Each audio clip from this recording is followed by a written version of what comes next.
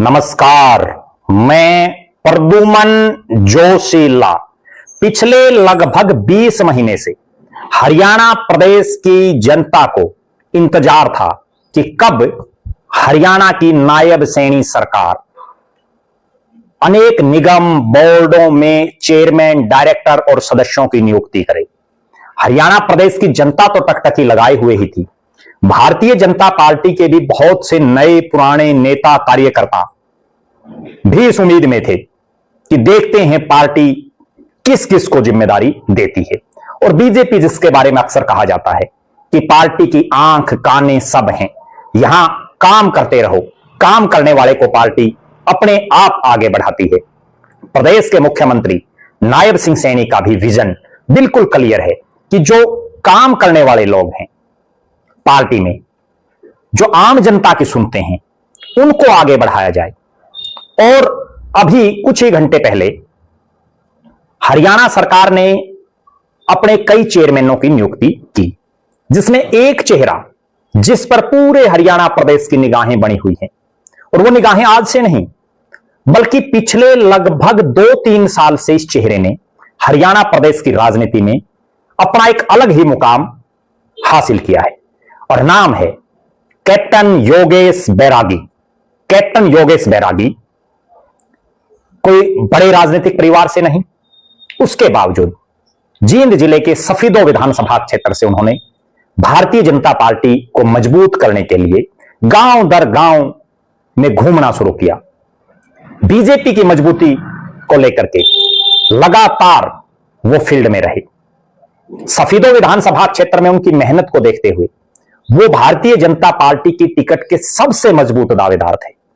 लेकिन पार्टी ने ticket declare होने से कुछ समय पहले उस समय के नारनौंद विधानसभा क्षेत्र से विधायक और जो जेजेपी की टिकट पर जीते थे नारनौंद से, राम कुमार गौतम को बीजेपी ज्वाइन करवाकर उन्हें भारतीय जनता पार्टी की तरफ से सफीदो विधानसभा क्षेत्र से टिकट दे दी गई। भूतपूर्व एयरलाइन पायलट, देशभक्त और हरियाणा प्रेमी, जिनकी टैगलाइन है राष्ट्र प्रथम, तत्पश्चात संगठन और अंत में स्वयं, ऐसे कैप्टन योगेश बैरागी ने पार्टी के फैसले को तुरंत माना और जुट गए राम कुमार गौतम कैसे जीते, यानी सफीदों में कमल कैसे खिले। लेकिन जैसा मैंने कहा कि भारतीय जनता पार्टी वो है जिसकी आंख है, कान है, जो देखती रहती है कि कौन है वो जो पार्टी को मजबूत करने में लगा है और कौन है वो नेता जो खुद की मजबूती के लिए ही लगे हैं। पार्टी ने सोचा समझा और कैप्टन योगेश बैरागी को जींद के जुलाना विधानसभा सीट से टिकट दे दी। जी हां, वही जुलाना विधानसभा क्षेत्र जहां कांग्रेस ने अंतर्राष्ट्रीय पहलवान, ओलंपियन और जिनका एक बहुत बड़ा नाम हो गया था जब दिल्ली में पहलवानों का आंदोलन था, विनेश फोगाट को टिकट दी। अब विनेश फोगाट के सामने कौन लड़े? क्योंकि बड़ी कड़वी बात मैं आपको बताऊं, जिस दिन विनेश फोगाट को टिकट दिया पूरे हरियाणा में एक ही चर्चा थी कि भूपेंद्र सिंह हुड्डा हो या नायब सिंह सैनी, हरियाणा में अगर सबसे ज्यादा वोटों से कोई जीतेगी तो वो विनेश फोगाट जीतेगी। हर तरफ ये चर्चा। क्यों?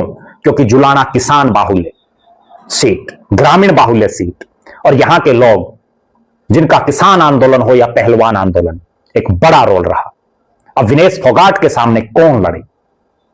बीजेपी ने बहुत से चेहरों की तरफ देखा, लेकिन आखिरकार भारतीय जनता पार्टी ने यहां से उतारा सफीदों से विधानसभा की चुनाव की तैयारी कर रहे, बीजेपी को मजबूत कर रहे कैप्टन योगेश बैरागी को।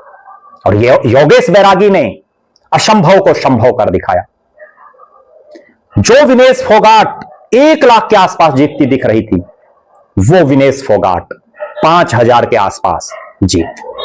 और जुलाना जिनके लिए बिल्कुल नया हल्का, उसके बावजूद कैप्टन योगेश बैरागी की सौम्यता, कैप्टन योगेश बैरागी की ईमानदारी, उनका संघर्षशील रवैया और मृदुभाषी कैप्टन योगेश बैरागी को लगभग 60,000 वोट आई। पलट करके रख दिया उन्होंने जुलाना का चुनाव। आज भी जुलाना के लोग मानते हैं कि अगर 2 दिन और चुनाव चल जाता तो कैप्टन योगेश बैरागी विधायक होते जुलाना से, और हो सकता है सरकार में पावरफुल मंत्री भी होते। कैप्टन योगेश बैरागी की हार का एक बहुत बड़ा कारण यह भी रहा कि जो इनेलो के प्रत्याशी रहे सुरेंद्र लाठर, उनका चुनाव बड़ा जबरदस्त उठा हुआ था, लेकिन आखिर के 2-3 दिन में हवा पलट गई और कहीं कैप्टन योगेश बैरागी ना जीत जाए, इस गलतफहमी के चलते बीजेपी विरोध का जो वोट था वो एक तरफा विनेश फोगाट को डल गया और विनेश फोगाट मामूली अंतर से चुनाव जीत गई। लेकिन कैप्टन योगेश बैरागी ने हार नहीं मानी। उन्होंने फिर जुलाना में बीजेपी को और ज्यादा मजबूत करने की ठान ली। भारतीय जनता पार्टी भी उनको जो भी जिम्मेदारी दे उस पर वो बखूबी खरे उतरे। चाहे उनको भारतीय जनता युवा मोर्चा में प्रदेश के उपाध्यक्ष की जिम्मेदारी जो वो निरंतर निभा रहे हैं और युवाओं को लगातार पूरे हरियाणा प्रदेश में जा जा करके बीजेपी से जोड़ने का काम कर रहे हैं। जुलाना विधानसभा सीट पर तो उनका विशेष फोकस है। क्यों? क्योंकि यहां उनके ऊपर दोहरी जिम्मेदारी आ गई है। यहां से जो विधायिका हैं विनेश फोगाट, वो तो हल्के में बहुत कम आती हैं। हल्का छोड़िए, प्रदेश की विधानसभा का जब सत्र हो, सेशन हो, महत्वपूर्ण सेशन हो, उसमें भी विनेश फोगाट अक्सर नदारद रहती हैं। तो यहां विधायक ना बनने के बावजूद कैप्टन योगेश बैरागी को हल्के में विकास कार्य कैसे हों, इसको लेकर के भी वो दिन रात अनथक मेहनत कर रहे हैं। प्रदेश के मुख्यमंत्री नायब सिंह सैनी से मिलकर के जुलाना में कैसे विकास हो, उसकी तरफ वो निरंतर जुटे खड़े हैं। कैप्टन योगेश बैरागी को पार्टी जहां भी जो भी जिम्मेदारी दे वो उस पर खरा उतर रहे हैं। अभी पश्चिम बंगाल जैसे महत्वपूर्ण राज्य में विधानसभा के जब चुनाव हो रहे थे तो उस समय कैप्टन योगेश बैरागी की वहां ड्यूटी लगाई गई और जिस सीट पर, जिस क्षेत्र में उनकी ड्यूटी रही, वहां उन्होंने बीजेपी का कमल खिलाने का काम किया। पार्टी ने कैप्टन योगेश बैरागी की मेहनत, पार्टी के प्रति उनका समर्पण, जनता के प्रति उनका जो मृदुभाषी रवैया है, उन सब को देखते हुए ये जो चेयरमैनों की लिस्ट जारी हुई, इसमें बड़े महत्वपूर्ण बोर्ड हरियाणा राज्य समाज कल्याण बोर्ड का चेयरमैन बनाया गया। जी हां, सोशल वेलफेयर बोर्ड का चेयरमैन कैप्टन योगेश बैरागी को बनाया गया। जो ही उनको चेयरमैन बनाया गया, हरियाणा प्रदेश में नौजवानों में एक विशेष ऊर्जा देखने को मिली। प्रदेश के मुख्यमंत्री नायब सिंह सैनी हों या प्रदेश के पूर्व मुख्यमंत्री मनोहर लाल खट्टर साहब, वर्तमान प्रदेश अध्यक्ष डॉक्टर अर्चना गुप्ता हों या पूर्व प्रदेश अध्यक्ष मोहनलाल बड़ोली, प्रदेश के संगठन महामंत्री फणींद्रनाथ शर्मा हों या समाज कल्याण विभाग के कैबिनेट मंत्री कृष्ण कुमार बेदी हों, सबने ये देखा कि कैप्टन योगेश बैरागी में वो काबिलियत है जिससे वो हरियाणा प्रदेश में समाज कल्याण बोर्ड का चेयरमैन बनकर के समाज में एक अलग ही अलग जगाने का काम करेंगे। वंचितों, पिछड़ों, गरीबों, शोषितों जो भी हैं, उन सब का भला करने का काम करेंगे। और कैप्टन योगेश बैरागी को यह जिम्मेदारी देना भारतीय जनता पार्टी का और प्रदेश के मुख्यमंत्री नायब सिंह सैनी का एक सही और सटीक फैसला है।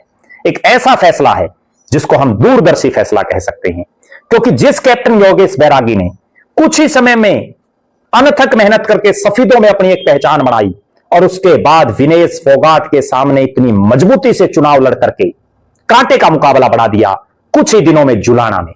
आज जब उनको पूरे हरियाणा प्रदेश में इतनी बड़ी चेयरमैनी दी गई है तो इसका बीजेपी को सीधा सीधा मोटा फायदा होगा। और भारतीय जनता पार्टी ने जिस तरह से यह चेयरमैनों की सूची जारी की है और इसमें कैप्टन योगेश बैरागी का नाम एक महत्वपूर्ण बोर्ड के चेयरमैन के तौर पर आया है, यह दर्शा रहा है कि भारतीय जनता पार्टी समर्पित कार्यकर्ताओं, मेहनती कार्यकर्ताओं का ध्यान अवश्य रखती है। हमारी निगाहें कैप्टन योगेश बैरागी चेयरमैन बनने के बाद पूरे प्रदेश में किस ढंग का काम करते हैं उस पर बनी रहेंगी। आप दर्शक भी अपनी बेबाक राय जरूर रखें।